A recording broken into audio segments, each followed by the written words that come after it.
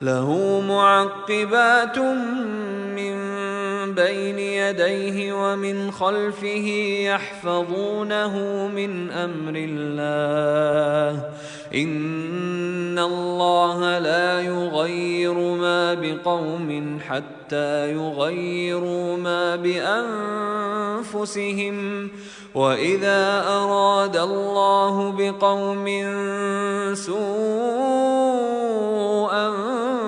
فلا مرد له وما لهم من دونه من وال۔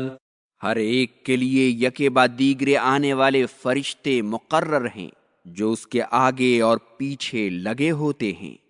اور جو اللہ کے حکم کے مطابق اس کی حفاظت کرتے ہیں۔ بے شک اللہ تعالیٰ کسی قوم کی نعمتوں کو اس وقت تک نہیں چھینتا جب تک وہ اپنی نیکی اور صلاح کی حالت کو برائی میں نہیں بدل لیتی، اور جب اللہ کسی قوم کو عذاب دینے کا فیصلہ کر لیتا ہے تو پھر وہ ٹل نہیں سکتا، اور اس کے علاوہ کوئی ان کا یار و مددگار نہیں ہوتا ہے۔ اللہ تعالیٰ نے ہر انسان کے ساتھ کچھ فرشتے لگا رکھے ہیں جو ہر جانب سے اس کا احاطہ کیے ہوتے ہیں، اور اس کے حکم کے مطابق اس کے ایک ایک قول و عمل کو لکھتے ہیں۔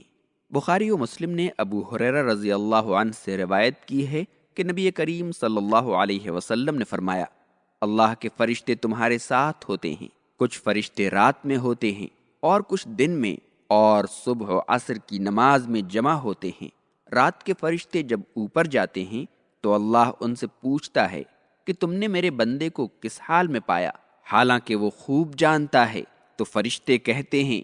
کہ ہم جب ان کے پاس پہنچے تو وہ نماز پڑھ رہے تھے، اور جب ان سے رخصت ہوئے تو بھی نماز پڑھ رہے تھے۔ بے شک اللہ تعالیٰ کسی قوم کی نعمتوں کو اس وقت تک نہیں چھینتا جب تک وہ اپنی نیکی اور صلاح کی حالت کو برائی میں نہیں بدل لیتی۔ اللہ تعالیٰ کسی قوم سے اپنی نعمتوں کو اس وقت تک زائل نہیں کرتا جب تک وہ اپنی حالت بدل نہیں لیتی، یعنی خیر و صلاح کی راہ سے منحرف ہو جاتی ہے اور معاصی اور گناہوں کا ارتکاب کرنے لگتی ہے، اور آدمی کبھی دوسرے کے گناہوں کی وجہ سے عذاب و مصیبت میں مبتلا ہو جاتا ہے، جیسا کہ بخاری نے زینب بنت جہش رضی اللہ عنہا سے روایت کی ہے کہ ایک شخص نے رسول اللہ صلی اللہ علیہ وسلم سے پوچھا کہ کیا ہمارے درمیان نیک لوگوں کے ہونے کے باوجود ہم ہلاک کر دیے جائیں گے؟ تو آپ نے فرمایا کہ ہاں، جب گناہ کی کثرت ہو جائے گی۔ هو الذي يريكم البرق خوفا وطمعا وينشئ السحاب الثقال۔ وہی ذات باری تعالی ہے جو تمہیں بجلی دکھاتا ہے جس سے تم ڈرتے ہو کہ کہیں تم پر گر نہ جائے، اور امید بھی کرتے ہو کہ ممکن ہے باران رحمت نازل ہو، اور وہی پانی سے بھرے بادلوں کو پیدا کرتا ہے۔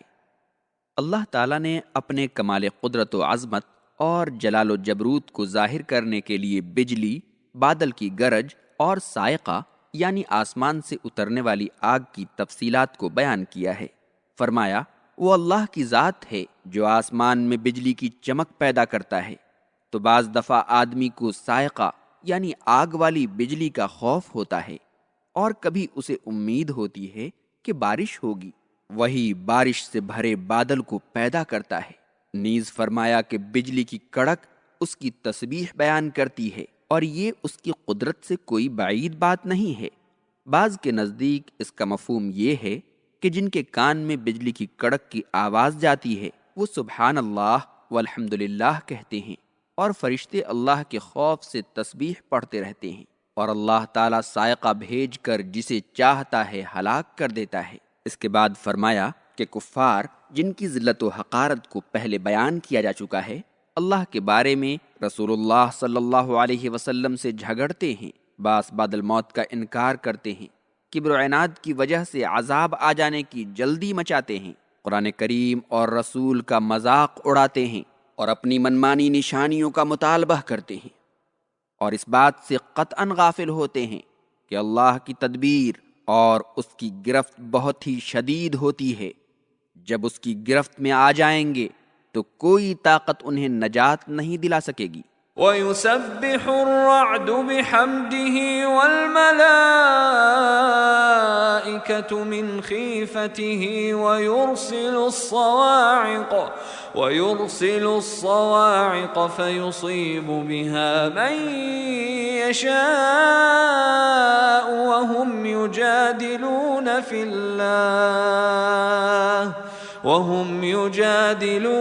فِي اللَّهِ وَهُوَ شَدِيدُ الْمِحَالِ۔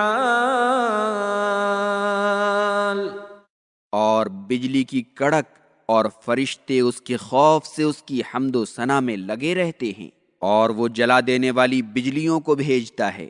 جسے جس پر چاہتا ہے گرا دیتا ہے، اور وہ لوگ اللہ کے بارے میں جھگڑتے ہیں، حالانکہ وہ بہت ہی زبردست اور شدید گرفت کرنے والا ہے۔